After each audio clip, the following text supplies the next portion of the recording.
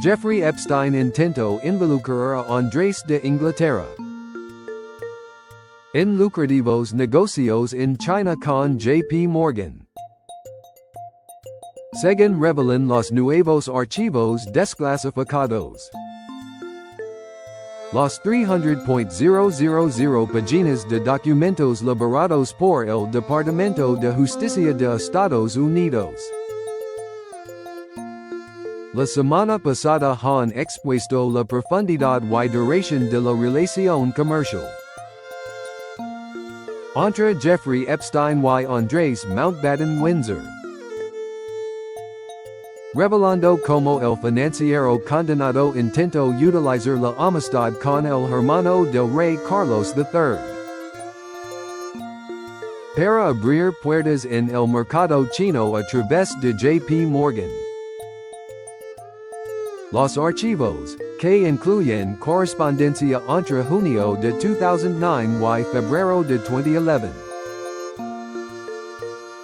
contienen al menos 11 menciones explícitas al entonces Duque de York, demostrando que Epstein veía al príncipe como una pieza clave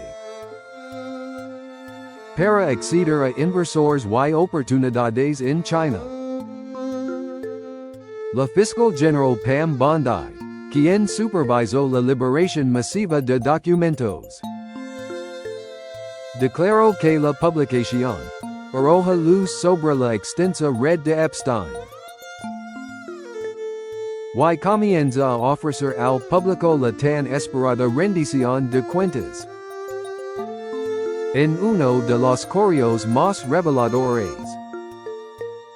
datado el 28 de septiembre de 2010, Epstein escribió a Gis Staley, entonces alto ejecutivo de JP Morgan, que el príncipe Andrés quería mucho más representar a Cazenove en China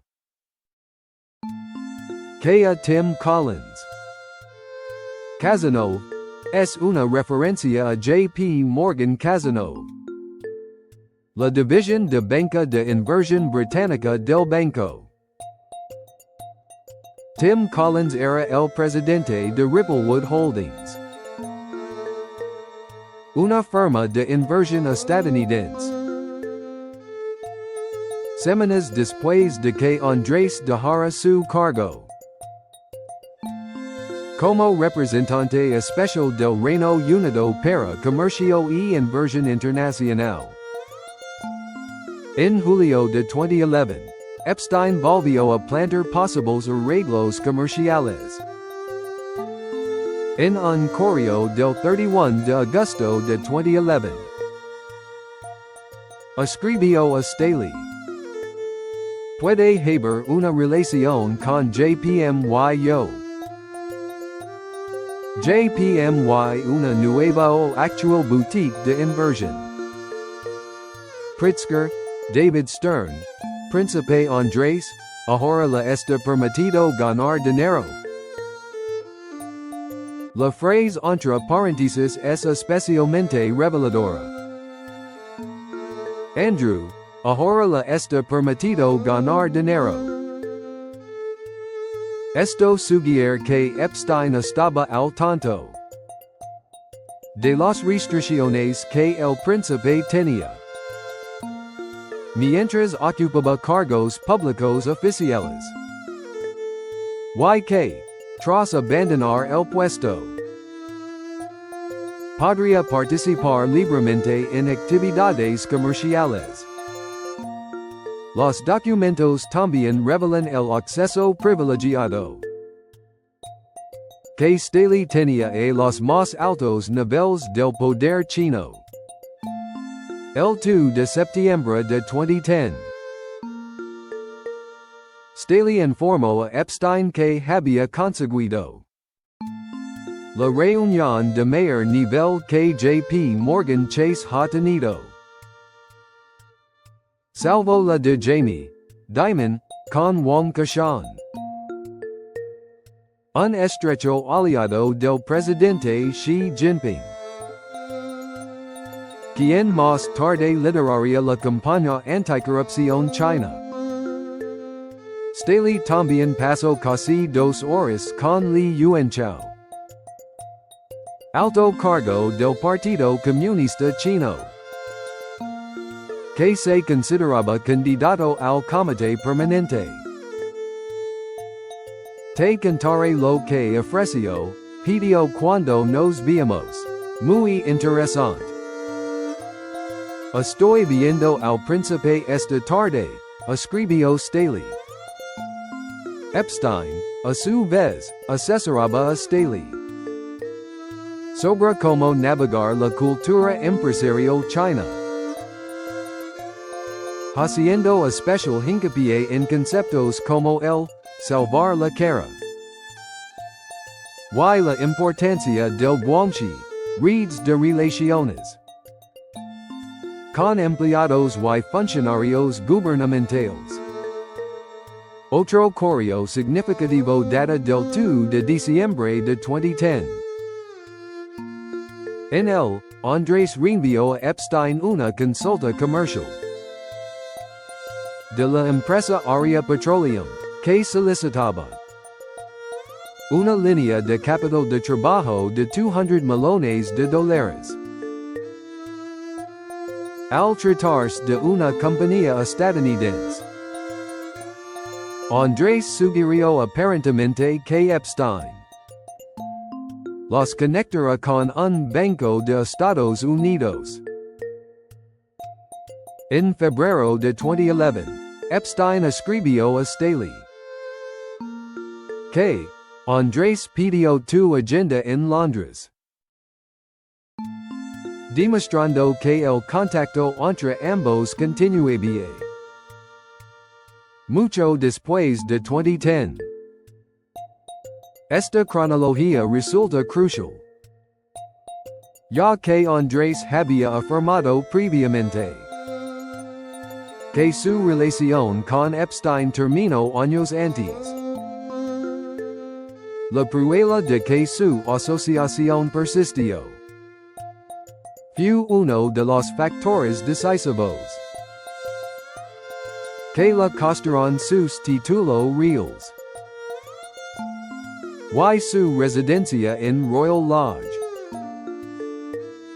Los archivos también documentan gestiones para que Andrés se reuniera con Staley durante visitas a Londres, con Epstein garantizando que el banquero era como de la familia, y se puede confiar en él 100%. Ghislaine Maxwell, socia y expareja sentimental de Epstein, condenada a 20 años de prisión en 2021 por tráfico sexual de menores, ha negado en varias ocasiones que fuera ella quien introdujo a Andrés en el círculo de Epstein. Según su versión, Epstein conoció primero a Sarah Ferguson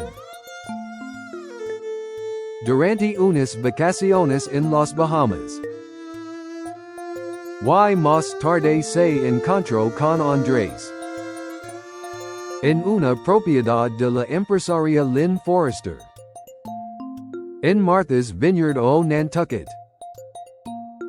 Epstein ya era consciente de los riesgos reputacionales que rodeaban a Andrés en marzo de 2010, cuando escribió a Staley.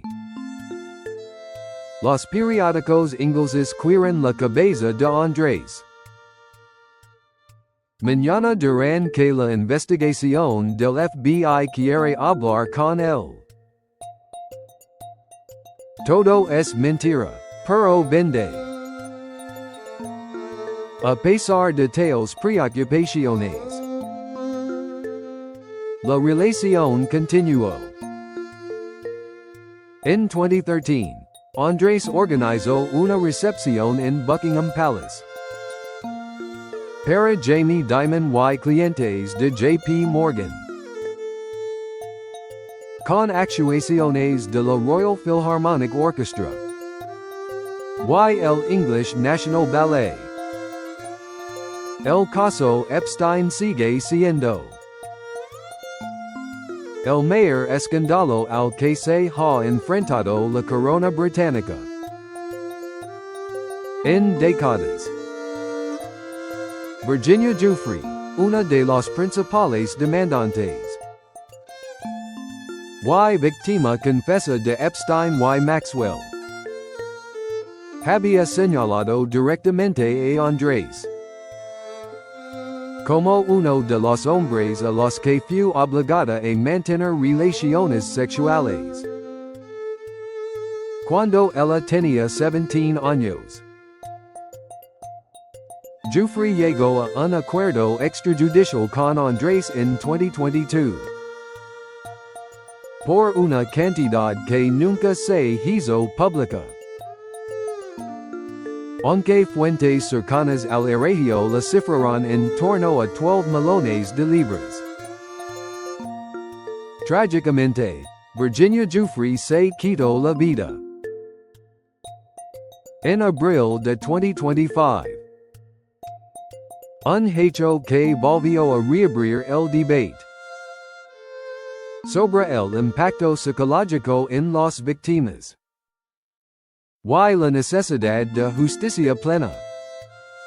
Los correos ahora desclasificados demuestran que la relación entre Andrés y Maxwell era fluida, frecuente y confiada. No solo se trataban de favores sociales o invitaciones a fiestas. El lenguaje utilizado por el príncipe refleja una familiaridad que va mucho más allá de una mera relación amistosa. Quiero divertirme. Y, amigas inapropiadas, son expresiones que, en el contexto del modus operandi de Epstein, adquieren un significado profundamente perturbador. El gobierno británico, la Casa Real y el propio Andrés han intentado desde 2019 minimizar cualquier vínculo profundo con el financiero estadounidense, presentándolo como un conocido superficial de los años 90 y principios de los 2000. Sin embargo, los documentos que siguen saliendo a la luz pintan un panorama muy diferente. Una relación constante, con múltiples viajes, fiestas, pernoctaciones y favores mutuos que se prolongaron durante más de una década. Entre los amigos de Epstein que frecuentaban sus fiestas figuraban también expresidentes como Bill Clinton, magnates tecnológicos como Bill Gates, y el expresidente Donald Trump, aunque ninguno de ellos ha sido acusado formalmente de participar en las actividades delictivas. El caso Epstein sigue abierto en varios frentes. La justicia estadounidense continúa investigando la posible implicación de otros nombres de alto perfil, mientras que en Reino Unido la opinión pública exige que la corona aclare definitivamente el alcance de la relación entre Andrés y el pedófilo. El rey Carlos III ha adoptado una política de distancia máxima con su hermano, sin título, sin honores, sin representación oficial, y sin invitaciones a eventos reales. Aun así, La decisión de mantener un apoyo económico privado ha sido duramente criticada por sectores republicanos y por asociaciones de víctimas de abusos sexuales. Mientras tanto, Andrés permanece confinado en Royal Lodge, a la espera de encontrar una nueva residencia. Su ex-mujer Sarah Ferguson, que también ha sido relacionada con Epstein en el pasado, vive en la misma propiedad, aunque ambos llevan vidas separadas desde su divorcio en 1996. Para muchos británicos, el caso Andrés Epstein representa la mayor crisis de legitimidad de la monarquía desde la muerte de Diana en 1997. El correo electrónico desvelado esta semana no es solo una prueba documental más, es una ventana directa al lenguaje, a las intenciones y a la complicidad de un miembro de la familia real con uno de los mayores depredadores sexuales de la historia reciente.